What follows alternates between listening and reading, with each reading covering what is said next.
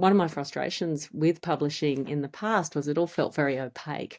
And I think the more that we share knowledge and demystify, the better, because that's when you can start to get true partnership. Hey writers, today is a goodie. I sat down with an industry insider who pulled back the veil of how the publishing industry works and how it has changed over the last 30 years.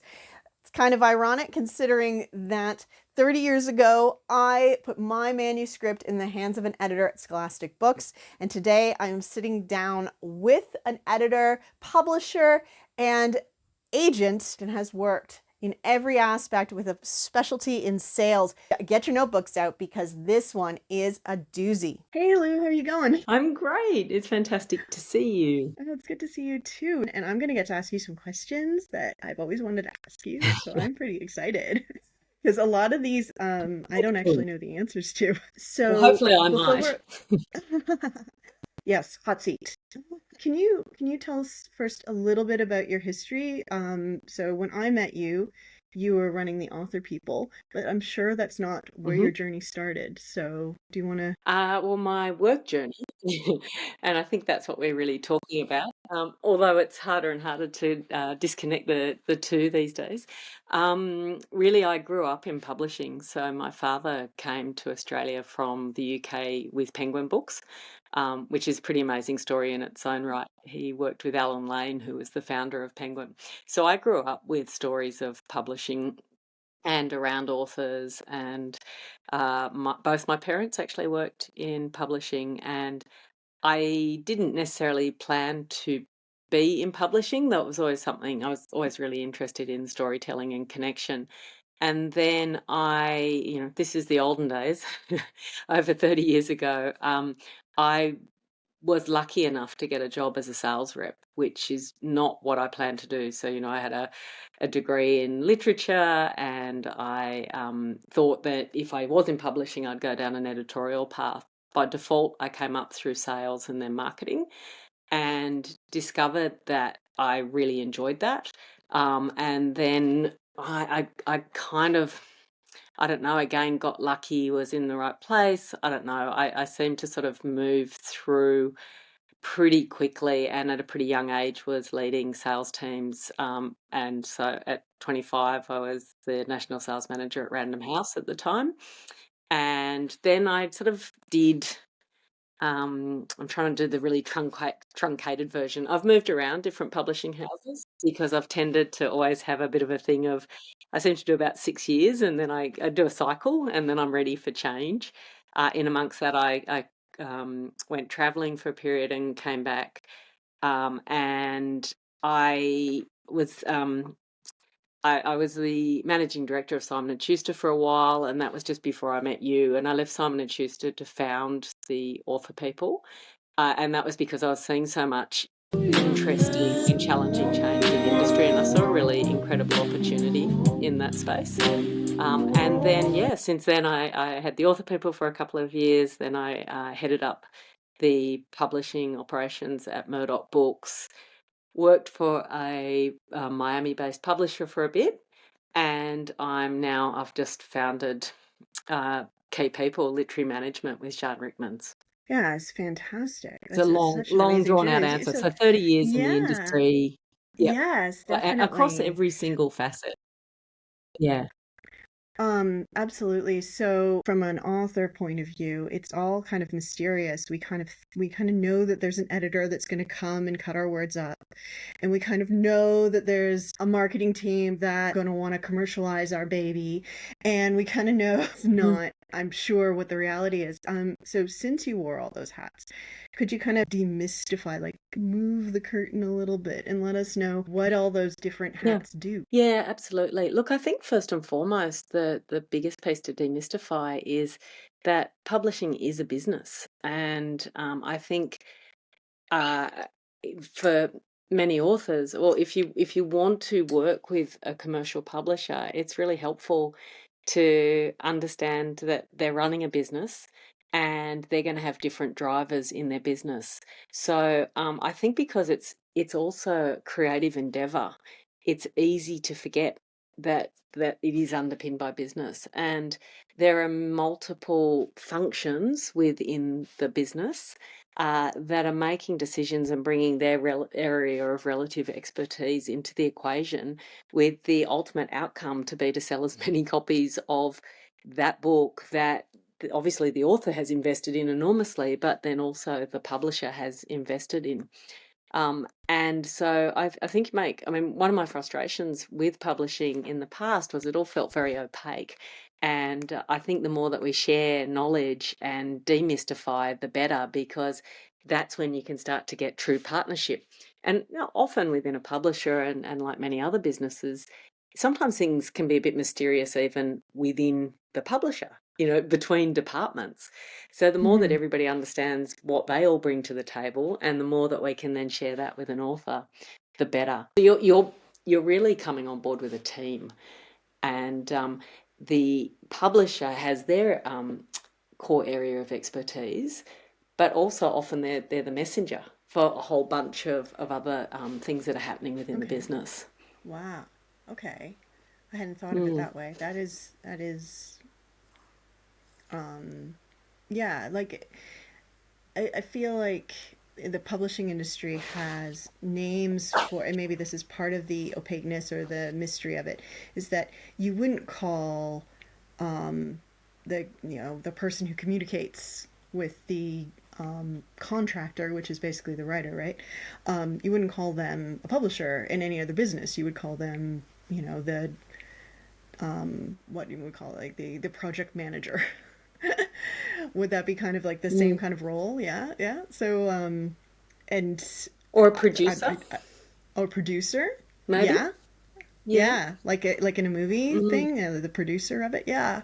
And that as a writer, words.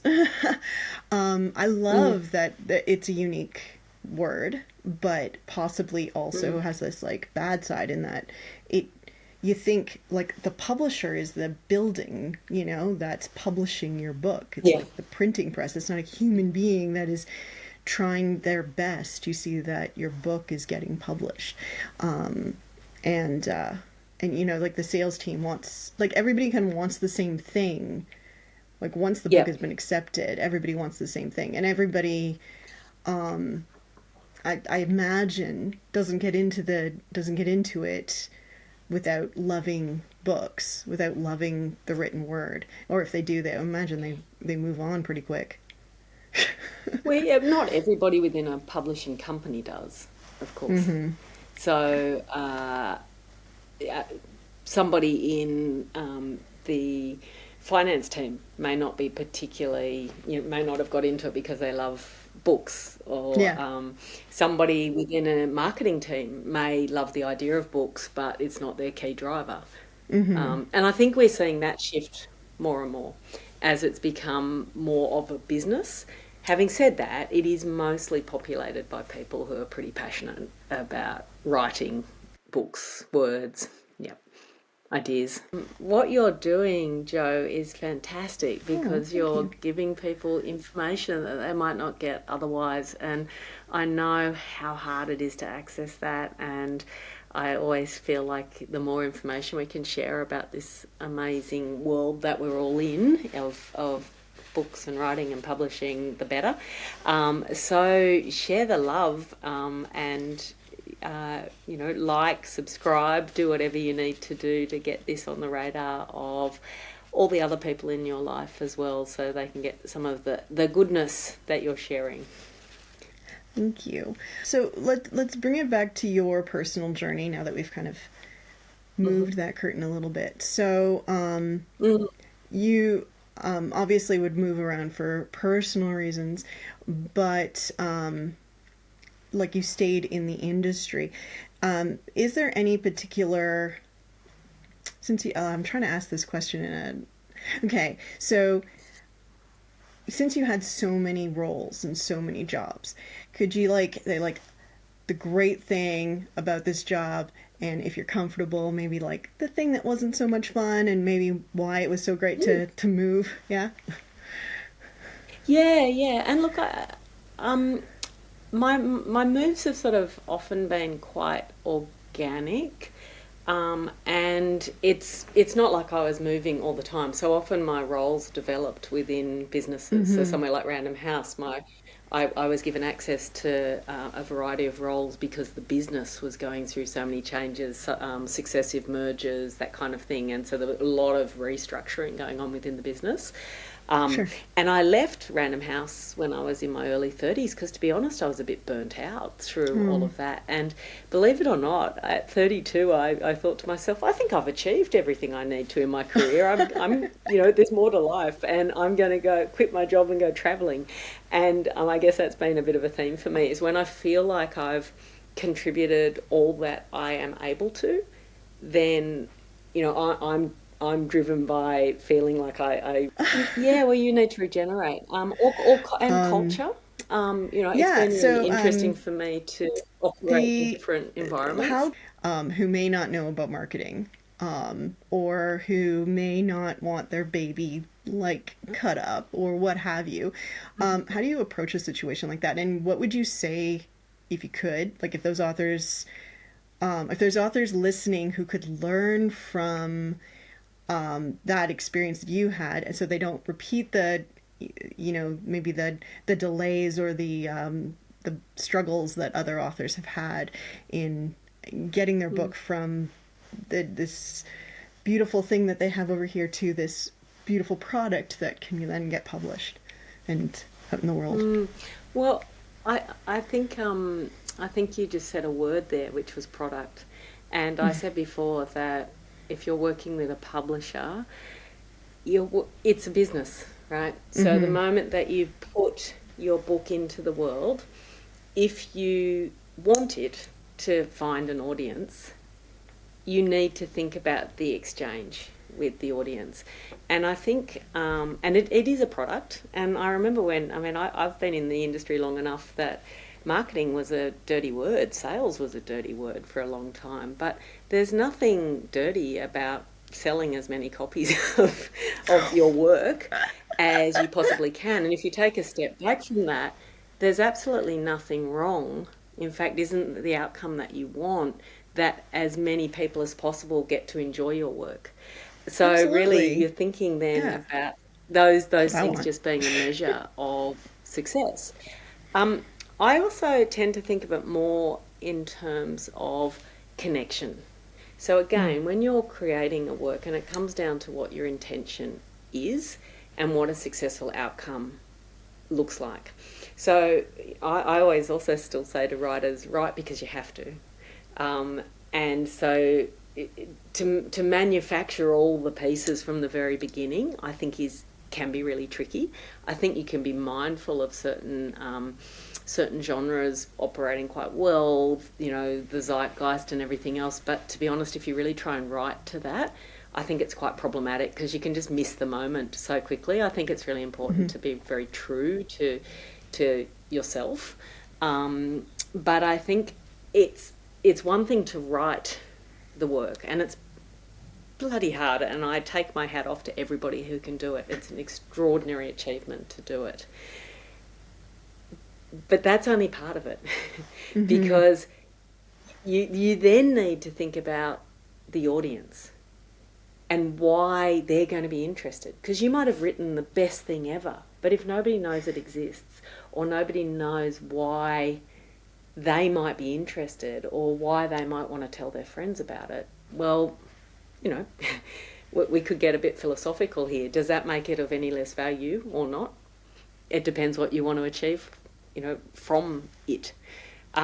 So I think you might not, but you don't need to be the world's best marketer, but you do need to know who you've written it for and how they might find out about it.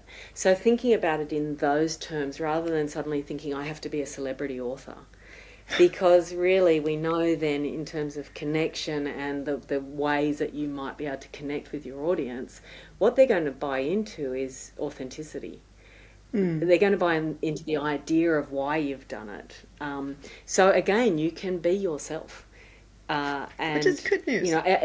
having said all that, the pressure has become a lot greater, and also the opportunity has become a lot greater in the last 10, 15 years or so since social media, since digital, because there is an expectation of having a level of engagement with audience. But I think that is also partly that people want to connect with an author beyond the page. So once again, if you're thinking about it in terms of connection, not in terms of having to market your product, that's probably the best tip I can give. No, I love So it's that. really I having love a that. conversation.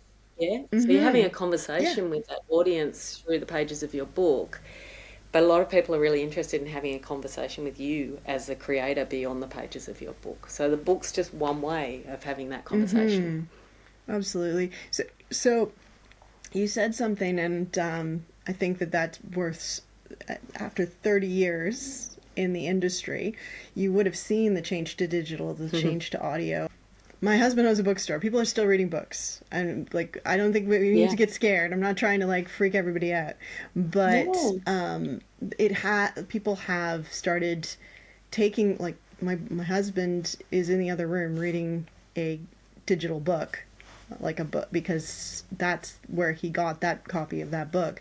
I have Audible on my phone, and we own a bookstore. Mm. So, Mm. Yeah. like, it's not that, like, people are just ignoring it. It's that we have lots of different kind of avenues. But you would have seen that, and I remember it was, in early 2000s, as a writer trying to get published, it was like the end of the book when the digital book came out, when we first had our first Kindle, at least in Canada. It was like, it was the end of the book. Oh, it was Like, everywhere. There was so yeah. much fear about it. Yeah, absolutely. And I'm the opposite. I've actually for a long time been pretty agnostic about the way that somebody receives the book. I mean, bookshops, taking that out of the equation for a minute, because that's a different That's a conversation. But different conversation, I yeah. just am joyous about the fact that people want to engage with storytelling.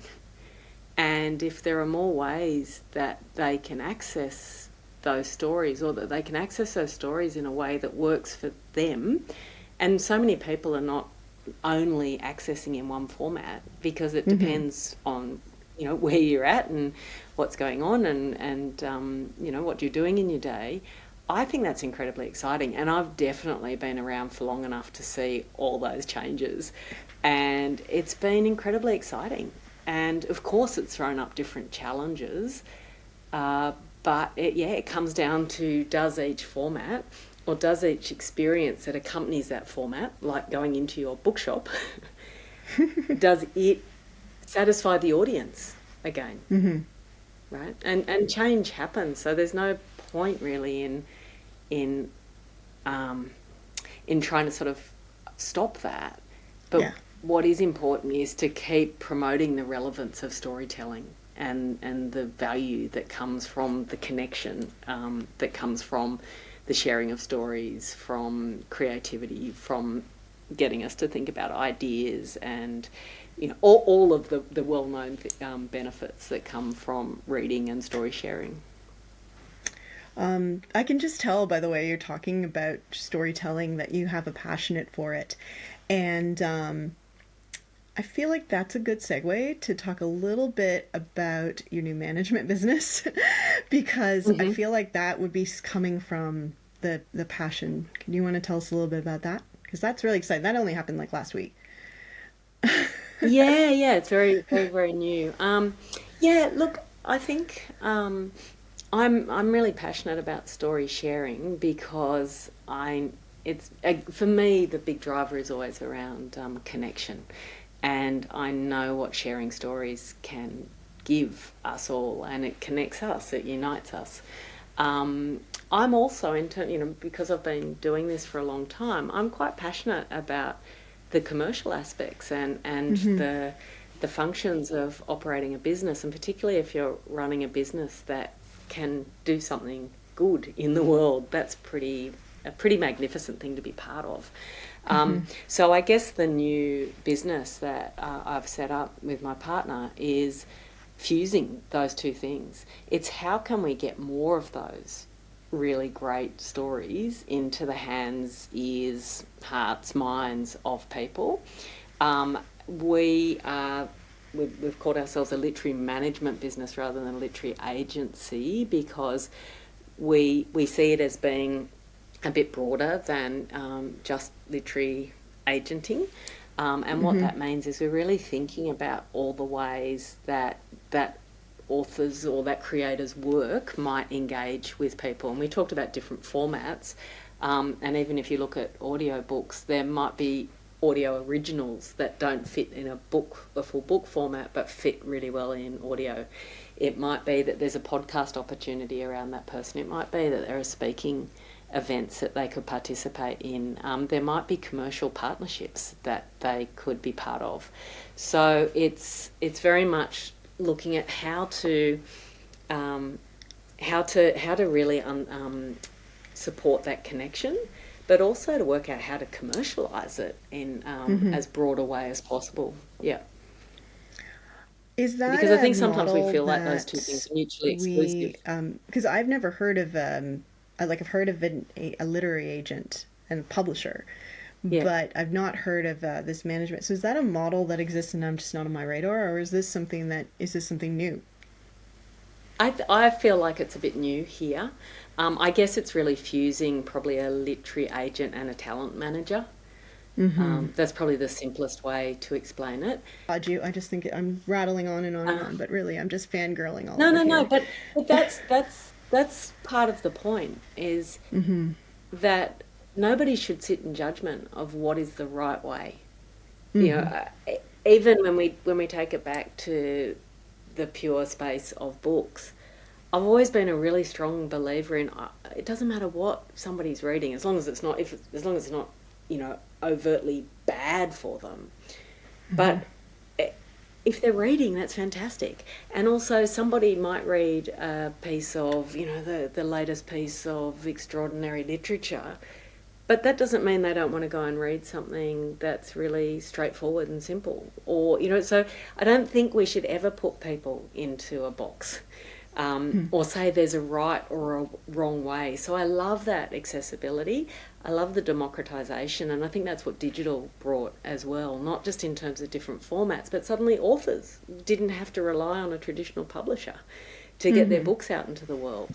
People could access, stories in different places. So, yeah, I'm a big believer in all of that. What can still happen is publishers can get quite anxious if you start moving around genres, because they don't quite know how to position you, and it is more complex. And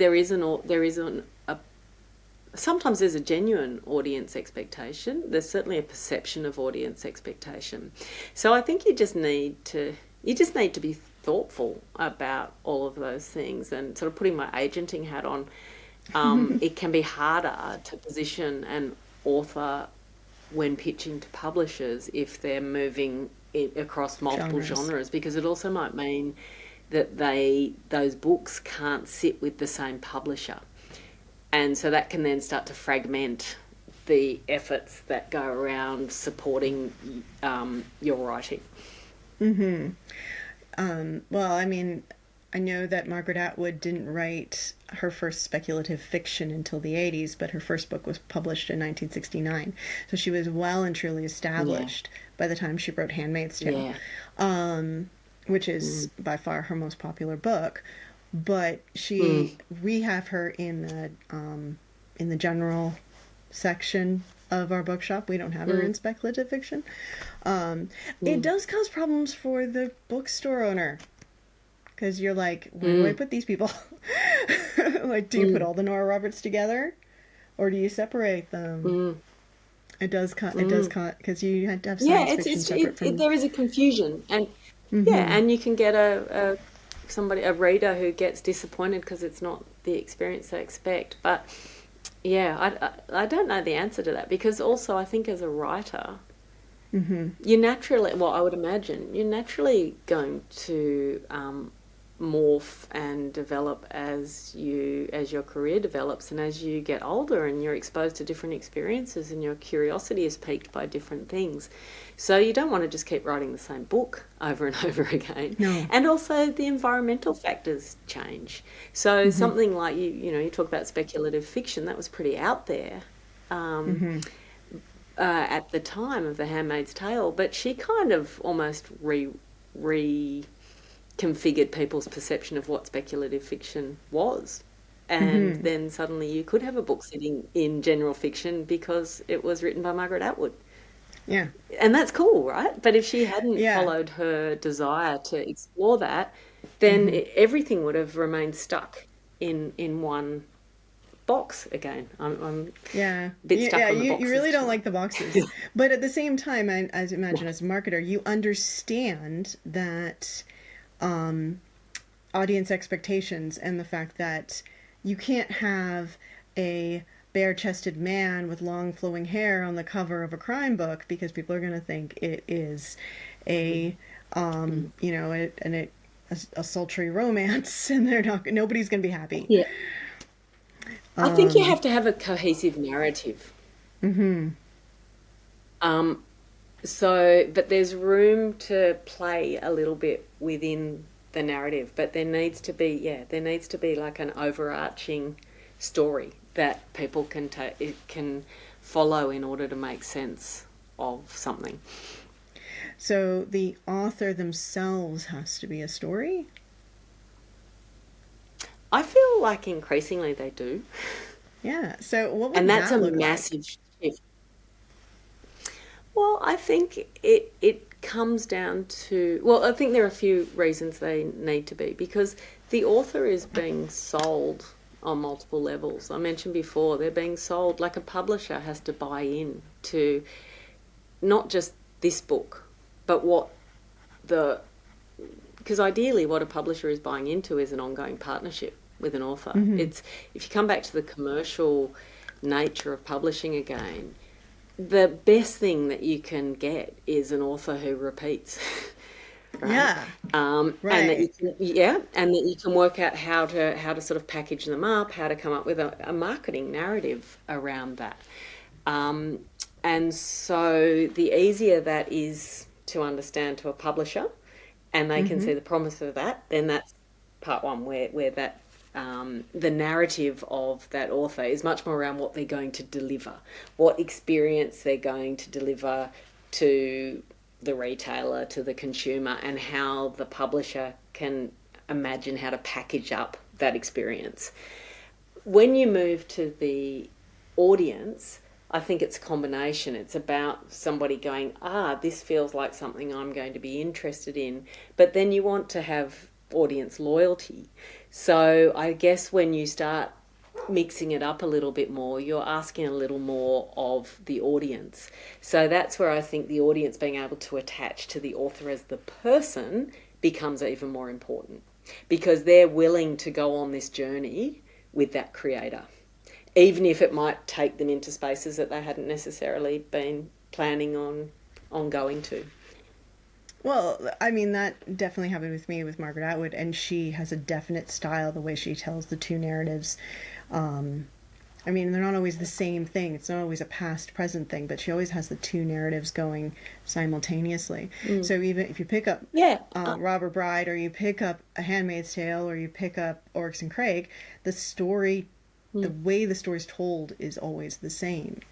Um, Yeah. and I think so I Margaret guess. Atwood's a really good example, and if Hmm. people, and also so people don't feel like they have to become A grade marketers. I mean, though Margaret Atwood is a very good marketer, Mm, and she's always at the forefront of technological developments, hmm. not surprisingly. But so people buy into the experience that she gives them, but they also are buying into the idea of this is Margaret Atwood, right? Yeah. So yeah, Oryx and Craig might take me, and I used to sell Margaret Atwood, and we used to market Uh-huh. her, Oh the my company I was working for, and we go, goodness! oh, yeah, She's like my well, I hero. didn't have a lot to do with her personally, but so we go, wow, there's a new one coming. Oh, it's a speculative one, and we knew that some of them would not sell as well because you couldn't bring the whole audience along, Hmm. right? But there was the core Margaret Atwood audience who would just buy whatever she writes, and then some of them will radiate out beyond that. Um, I've seen her several times, and I remember the first time I saw her. Like I had to read her in high school, so I didn't like her, and my friend dragged me along to see her, and she read From Year of the Flood. It was during that tour, and I fell in love, and I bought Oryx and Crake on the spot, got her to sign it. And but during that event, and I always think about this, is I told you there's always one raises their hand, right, and asks about it getting published. And but this one asked, how do you cut out the middleman in publishing? And Margaret Atwood had the best answer. She's like, I'm not exactly sure what you mean by middleman, but what you do is you find an agent, you get an agent, you talk to you, and that agent, you know, is your champion and gets your books into the publisher's hand. And I know this person, and I'm sure Margaret Atwood knew too, meant, how do I do this without an agent? What would be your answer? And how would you advise writers who are looking for an agent? And also, I'm just going to ask a whole bunch of questions and go for it. And also, I feel like when I was young and going to book things, and way back in the olden days, it was like agent was like a bad word, like it, and maybe that's part of that, like marketing was a bad word. Marketing and sales, and sales, and the agent kind of represented that. And I wonder what you would say to that preconceived notion, and what you would say to authors who do want to get an agent, or ones that maybe are hesitant. Yeah, well, I mean, and it's not necessarily easy to get an agent either. No. So it comes down to, again, what your objectives are. I think it's funny, isn't it? All of those things did used to be a dirty word, and I think that was because there was a lack of awareness about what the functions of those things were, and B, that sort of lack of understanding of the commercial practicalities of the industry. Now, don't get me wrong, I think it's really important that the commercials don't overtake everything, because there has to continue to be the space for kind of the fragility of the creative practice, that there's still a respect for that, and the beauty of that, and that surprising things come out that nobody predicted. So what an agent, Margaret Atwood was exactly right, what an agent should do, a really good agent, is they're the champion for the author. And they can, when you're the author, you can't be objective about your own work. How can you? We talked before about how vulnerable you are, how exposed you are. And so what the agent is doing is taking much more of a helicopter view of your, not just that individual work, but your career as an author. And they're thinking about how to find the best match for you with the experts in their space to get your work out into the world.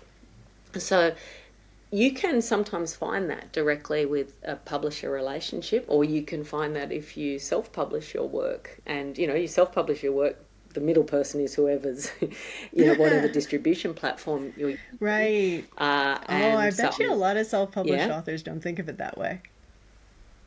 There's still a mediator, isn't there? There's still a facilitator of that. Unless you literally print the copies and you hand them out yourself, post them out yourself, and that's hard. Why would you do that? The publisher, though, I guess the thing is, when an agent's in there, they're not aligned to the publisher. Their alignment is to the author, and their responsibility is to always act in the best interests of the author. The publisher's interest is always going to be to act in the best interests of the company, the publisher. Exactly. That they're going to be to act in the interests of the company, and hopefully to provide a good experience for the author, and to be working in partnership with the author. But the allegiances are different, and I think that's probably the subtle difference. Yeah. And Because you may actually, not I stay think with the same publisher for your whole no. career. And it's hard for an author to Hmm. A, have the objectivity around their work, and to B, have the objectivity then around their publishing relationship, because there are relationships that start to Hmm. form there. And it's hard to be your own advocate, isn't it, in any part of life? Oh no, absolutely, and I think more so in Australia, honestly. Mm. um, Mm. I think we, it's top poppy and all that. You don't want to be tooting your own horn too much. Yeah, Um, yeah. But some people don't have agents and have very, very good direct relationships with their publishers. Then there's just the fiddly administrative aspects, like the business management, hmm. that can be a bit annoying to manage. But, for some people it's absolutely fine, and everybody needs to be cognizant is the minute you get an agent in the mix, then there's a part of your margin, and they're pretty, people aren't earning a lot of money anyway. No. So there is a third party in the mix, but ideally, if you're working with somebody, they're actually. And what I hear from publishers is that, when we talk about the statistics, book sales per se may not be, they may appear to be a bit static at the moment, after a few gangbuster years. But what we're hearing and what's sustaining that is the TikTok successes. Mm. So it's concentrated. It's a small number of books that are selling in extraordinary numbers, and that's definitely been something that's we've continued to see over, again, however many years. Because I don't know. I mean, it's interesting though. I'm also seeing that niche Hmm. books that are actually appealing to niches are working in a way that they didn't, Hmm. because you can find the audience more directly through online retail, or by Yeah. the audience demand, asking to access those books.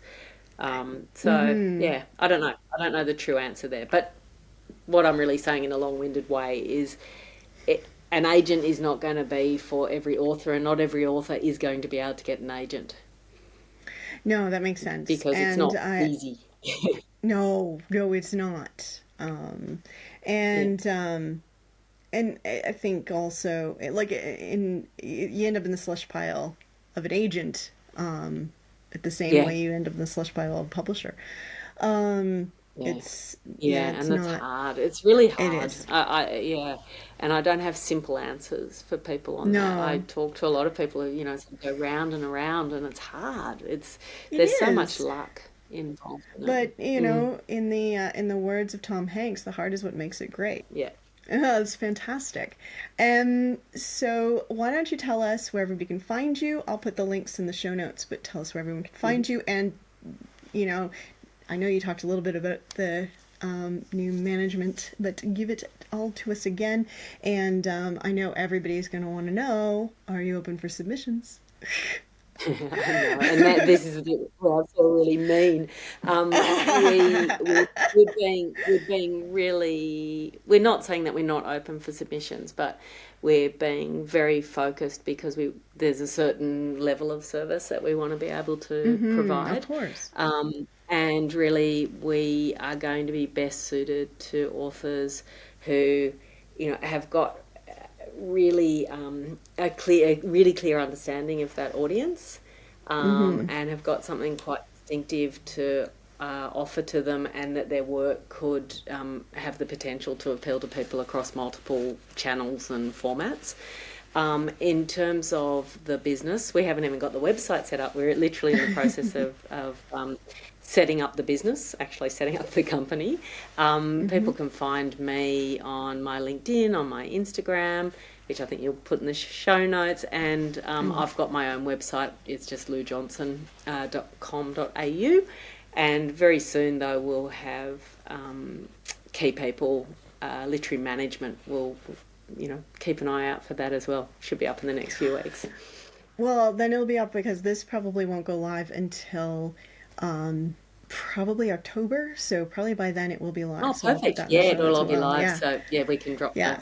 the email in then. I mean, not the email, for about people in publishing always wanting to write. So I did when I was at uni, and then I think life got busy, and I worked out how hard it was, and for a long time I thought that I couldn't. I lost my job really suddenly last year, and that created this fantastic opportunity for me to not even consciously, but I was able to start exploring some of my own creativity, but mostly driven by just writing articles about things that I thought might be helpful. So I was largely sharing parts of my own experience, so redundancy, menopause, midlife, just kind of lifting the lid on things. And I guess what I love doing as a publisher and as an agent as well, and what I love about storytelling is the to demystify things, to destigmatize things by sharing experience. So it was really great to see that seemed to strike a chord, and those articles got picked up in a few different spots. I've just done a keynote around one of them. So that's definitely an area that I'd like to keep playing in, but I really only want to do it if it's useful for other people. But it did make me think that maybe I could write a book one day, which, probably people will go, oh, of course you could. But it's as I said before, it's quite a big thing for people in publishing to consider doing, because we know what a commitment it is. Yeah. Yeah, and But I wrote those things because I had to. I wrote them because I had to, not as it yes, wasn't I a love conscious, that. I love I'm now that going to start that way of writing. looking at it. What do you write because you have to? I love that. That clarifies a lot for me personally and what I'm going to write next. Do you have a question for our next guest? I do, and that is, what